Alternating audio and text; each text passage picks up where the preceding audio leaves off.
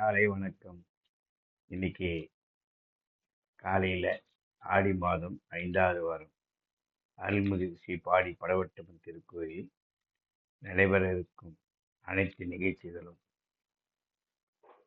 எல்லாம் அல்ல இறையருளால் எம்பெருமான் ஈசனருளால் கூடி வாழ்ந்தால் கோடி நன்மை.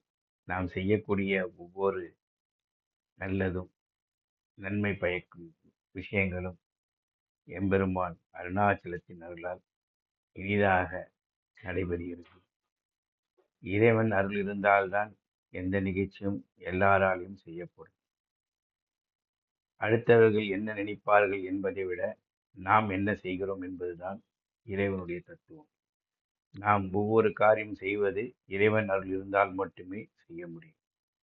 அதனால் போற்றுவோர் போற்றட்டும், தூற்றுவோர் தூற்றட்டும் என்ற இலக்கணத்தின் அடிப்படையில் நாம் செய்யக்கூடிய இந்த அற்புதமான ஒவ்வொரு நிகழ்ச்சிகளும் எம்பெருமான் சிவனின் அருளால் நடைபெறுகிறது என்பதை நாம் மறந்துவிடக்கூடாது.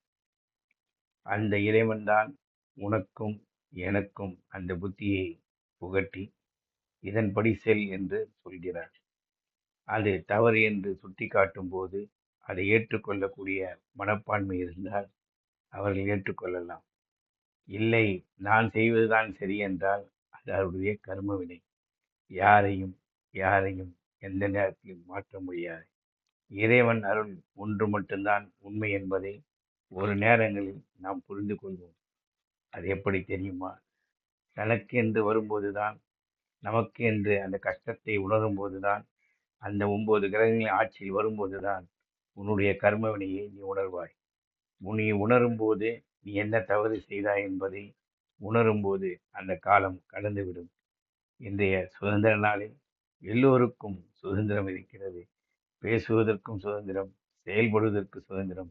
அதை தடுப்பதற்கும் யாருக்கும் அதிகாரம் கிடையாது. அது நல்லதாக இருக்கும்போது அது உன்னை நல்ல வழியில் எடுத்துச் செல்லும் என்பதை மறந்துவிடக்கூடாது. அதே காரியம் கெட்ட காரியமாக இருந்தாலும் அதை சீரும் சிறப்புமாக செய்ய வேண்டும் என்ற நினைப்பு இருந்தாலும் காலத்தின் அடிப்படையில், அந்த ஆட்சியின் அடிப்படையில் தான் அது நடக்கும். அதுக்கு நீ காரணமாக விடாதே, நீ காரணமாகி விடாதே, நீ காரணமாகி விடாதே. மறுபடியும் சொல்கிறேன், எந்த ஒரு தவறான பாதைக்கும் நீ சென்று விடாதே. மகனே, உன் சமத்து. இதற்கு மேல் அம்பாள் எதுவும் சொல்வதற்கில்லை. என்றும் இனிய வாழ்த்துக்களுடன் என் சாயப்பா படவட்டம்மன் குருஜி. வாழ்க வையகம். இந்த வையத்துள்